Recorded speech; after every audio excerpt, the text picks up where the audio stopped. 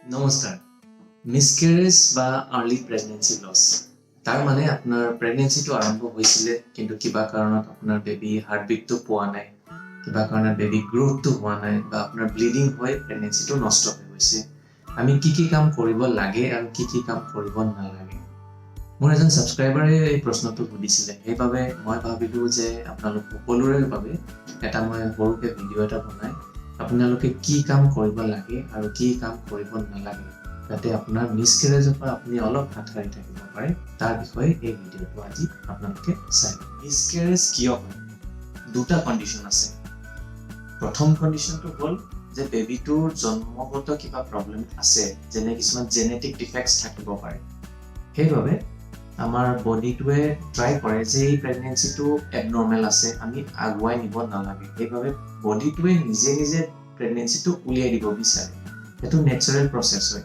সেইটো কাৰণে কিছুমান জেনেটিক প্ৰব্লেম থাকিলে মিছকেৰেজ অট'মেটিকলি হৈ যায়। আৰু ২ নম্বৰ চিনেৰিঅ'টো হ'ল যে কিবা কাৰণত আপোনাৰ প্ৰেগনেন্সিটো হৈ আছে কিন্তু আপুনি গমেই পোৱা নাই যে প্ৰেগনেন্সি আছে, বা কেতিয়াবা আপোনাৰ প্ৰেগনেন্সিটো বহুত দেৰিকৈ গম পালে যে ১ মাহ ২ মাহ আপোনাৰ মাহেকীয়া বন্ধ আছে, তাৰ পিছত আপুনি গম পালে যে মোৰ প্ৰেগনেন্সি হৈ আছে। সেই তেনেকুৱা অৱস্থাত আপোনালোকে হয়তো কেতিয়াবা সৰু সুৰা কিছুমান ভুল হৈ যাব পাৰে, যি কাৰণে আপোনাৰ মিছকেৰেজ হ'ব পাৰে।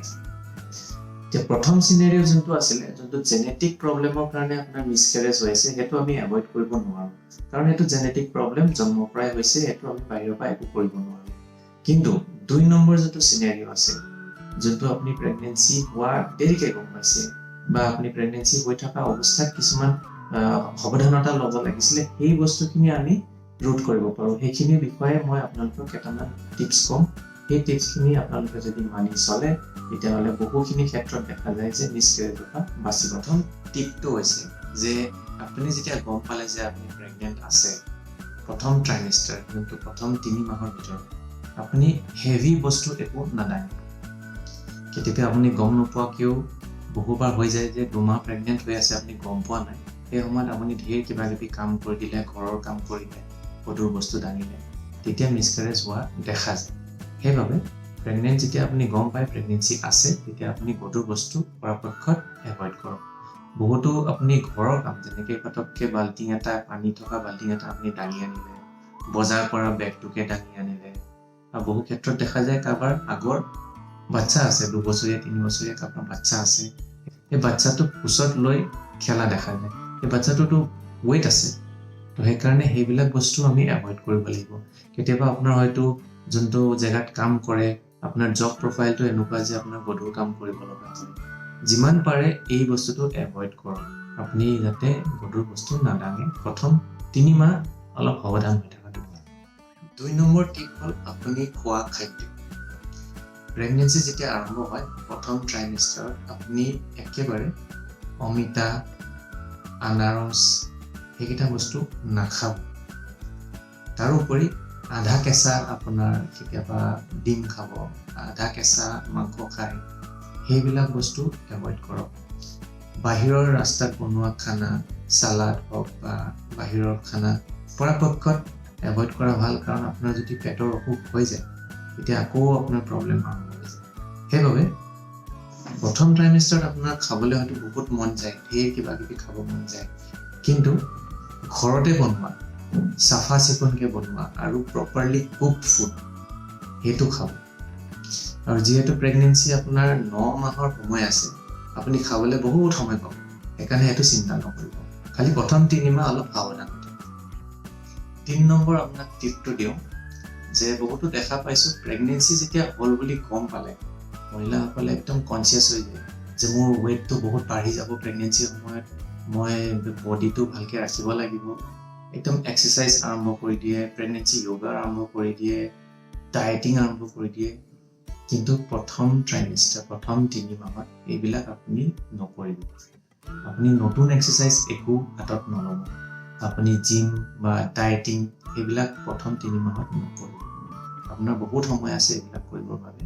প্ৰথম 3 মাহত আপুনি ৰেষ্ট ল'ব লাগে একচুৱেলি, আৰু যদি বিচাৰে অলপ ৱাকিং কৰিব পাৰে, অলপমান, যোনটো আপোনাৰ বডি ছাপোৰ্ট কৰিব পাৰে। সেই প্ৰথম নতুন এক্সাৰচাইজ, নতুন জিম, নতুন ডায়েট সেইবিলাক যাতে আপুনি নকৰে, কাৰণ সেইটো এটা বডিত ষ্ট্ৰেছ পৰি যায় আৰু বেবিটোক এফেক্ট কৰিব পাৰে। 4 নম্বৰ টিপটো হ'ল যে আপুনি যেতিয়া গম পালে আপোনাৰ প্ৰেগনেঞ্চি আছে, তেতিয়া সেই সময়ত আপুনি যাতে আকৌ ইণ্টাৰকোৰ্চ নকৰে, আকৌ যাতে ছেক্স নকৰে, কাৰণ আপোনাৰ প্ৰেগনেঞ্চিটো বহুত সৰু হৈ আছে, জাষ্ট আৰম্ভ হৈছে। আপুনি যদি আকৌ ইণ্টাৰকোৰ্চ বা ছেক্স কৰিবলৈ যায়, তেতিয়াহ'লে সেই প্ৰেগনেঞ্চিটো ডেমেজ হ'ব পাৰে, তেতিয়া আকৌ আপোনাৰ মিছকেৰেজ বা ব্লিডিং হ'ব পাৰে। সেইবাবে প্ৰথম 3 মাহ বা প্ৰেগনেঞ্চি টাইমত আপুনি এইটো এভইড কৰাই ভাল। নেক্সট হ'ল আপোনাৰ এলকহল যদি আপুনি লয়, প্লিজ প্ৰেগনেঞ্চি টাইমত এইবোৰ নকৰিব। যদি আপুনি কিবা ড্ৰাগছ লয় বা স্মকিং লয়, এইবিলাক প্ৰেগনেঞ্চি টাইমত নকৰিব, কাৰণ এইটোৱে গৈ পিছত বেবিটোক এফেক্ট কৰিব। আৰু আপুনি ডাইৰেক্ট যদি নাখায়ো, কেতিয়াবা এইটো পেছিভ স্মকিং বুলি কয়। আপুনি যদি স্মকাৰবিলাকৰ লগত থাকে, ৰুমটোত গোটেই স্মক ফুল হৈ আছে, আপুনি সেই ৰুমতে বহি আছে, লগতে কথা পাতি আছে, এতিয়া আপোনাৰো সোমাই যায় ভিতৰত, এইটো পেছিভ স্মকিং বুলি কয়। তো সেইবিলাকো যাতে এভইড কৰে, কাৰণ সেইটোৱে বেবিক এফেক্ট কৰিব পাৰে বা সেইটো আপোনাৰ মিছকেৰেজ হোৱাৰ সম্ভাৱনা বাঢ়িব পাৰে। সেইকাৰণে প্ৰেগনেঞ্চি টাইমত এইবিলাকৰ পৰা একদম দূৰত থাকে। নেক্সট হ'ল বহুতো মহিলাক দেখা যায় যে সিহঁতি কফি খাই খুব ভাল পায়। কফি একদম ডাঙৰ ডাঙৰ কাপত কফি খায়, দিনটোত কেইবা কাপো খাই দিয়ে, কিন্তু প্ৰেগনেঞ্চি টাইমত এইটো আপুনি এভইড কৰিব লাগিব। কেফেইন যোনটো থাকে, কফি বুলিয়ে নহয়, আপোনাৰ কেফেইনটো বেলেগ বেলেগ জেগাত থাকে। কিছুমান হেল্থ ড্ৰিংকছ বুলি আহে, পাৱাৰ ড্ৰিংকছ বুলি আহে, তাতো কেফেইন কোৱান্টিটিটো বহুত থাকে। সেইবিলাক যাতে আপুনি এভইড কৰে, সেই হেল্থ ড্ৰিংকছ বা কফি এইবিলাক এভইড কৰিব লাগিব। চাহ খাব পাৰে, চাহতো কেফেইন থাকে, কিন্তু বহুত কম পৰিমাণে থাকে, সেইকাৰণে একাপ চাহ বা দুকাপ চাহ দিনটোত খাব পাৰে, কিন্তু কেফেইন বোলা বস্তুটো আপুনি এভইড কৰিব লাগিব।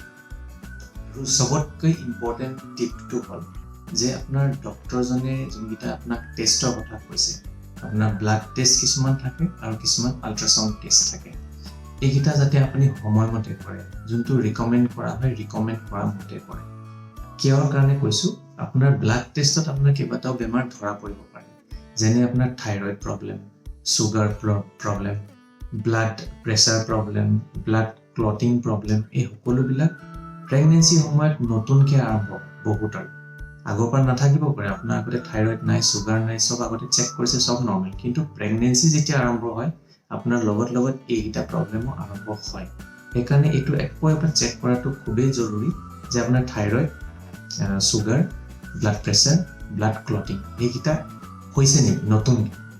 এইখিনি আপুনি আৰ্লি ষ্টেজত ধৰা পেলাব পাৰে, তেতিয়া আপোনাৰ সেইমতে যদি মেডিচিনছ লয়, ট্ৰিটমেণ্ট লয়, আপোনাৰ প্ৰেগনেঞ্চিটো ছেফ হৈ থাকিব। নহ'লে এই প্ৰব্লেমকেইটাৰ কাৰণে প্ৰেগনেঞ্চি মিছকেৰেজ খুব সঘনাই হয়। আৰু 2 নম্বৰ হ'ল আপোনাৰ আল্ট্ৰাছ'ন'গ্ৰাফি। ডক্টৰে ৰিকমেণ্ড কৰা মতে আপুনি আল্ট্ৰাছ'ন'গ্ৰাফিখিনি সময়মতে কৰিব লাগিব, কাৰণ আপোনাৰ প্ৰেগনেঞ্চি কি হয়, কেতিয়াবা এবনৰ্মেল লোকেশ্যনত হ'ব পাৰে, বা কেতিয়াবা এটা প্ৰেগনেঞ্চি নহয় মাল্টিপল প্ৰেগনেঞ্চি থাকিব পাৰে, বা আপোনাৰ যোনটো চাৰ্ভাইকেল লেংথ বুলি কয়, সেইটো কেতিয়াবা চুটি থাকিব পাৰে, সেইটো পিছলৈ গৈ প্ৰেগনেঞ্চিটো মাজতে বেয়া হৈ যাব পাৰে, নষ্ট হৈ যাব পাৰে। সেইবাবে আপুনি যদি সময়মতে আপোনাৰ আল্ট্ৰাচাউণ্ড, সময়মতে ব্লাড টেষ্টখিনি কৰি থয়, তেতিয়া আপোনাৰ কিছুমান প্ৰেগনেঞ্চি আমি বচাই ৰাখিব পাৰোঁ, প্ৰেগনেঞ্চিটো ছেফকৈ থাকিব পাছলৈ, কাৰণ আপোনাৰ দীঘলীয়া প্ৰেগনেঞ্চি সময়টো বহুত আছে, তেতিয়ালৈকে আমি গোটেই ডিউৰেশ্যনটো প্ৰেগনেঞ্চিটো ছেফকৈ ৰাখিব লাগিব। সেইকাৰণে সময়মতে চব টেষ্ট কৰাটো খুবেই জৰুৰী। আপোনালোকে এইবিলাক যদি টিপছ অলপ ফ'ল' কৰে, তেনেহ'লে প্ৰেগনেঞ্চি আপুনি অলপ ছেফকৈ ৰাখিব পাৰিব, যাতে আপোনাৰ মিছকেৰেজ হোৱাৰ সম্ভাৱনাবিলাক অলপ কমি যায়। প্ৰেগনেঞ্চিটো এটা দীঘলীয়া প্ৰচেছ হয়, 9 মাহৰ প্ৰচেছ হয়, আমি সেই 9 মাহ দিন ভালকৈ প্ৰেগনেঞ্চিটো ৰাখিব লাগিব। আৰু অকল 9 মাহ বুলিয়ে নহয়, প্ৰেগনেঞ্চি আৰম্ভ হোৱাৰ আগৰ পৰা একচুৱেলি আমি অলপ কেয়াৰ ল'ব লাগে। এতিয়া প্ৰেগনেঞ্চি আগত কি কেয়াৰ ল'ব, সেইটো বিষয়ে মই বেলেগকৈ এটা ভিডিঅ' বনাই আছোঁ, আপোনালোকে সেই ভিডিঅ'টো চাই ল'ব পাৰে। বাকী চবেই ভালকৈ থাকক। Thank U.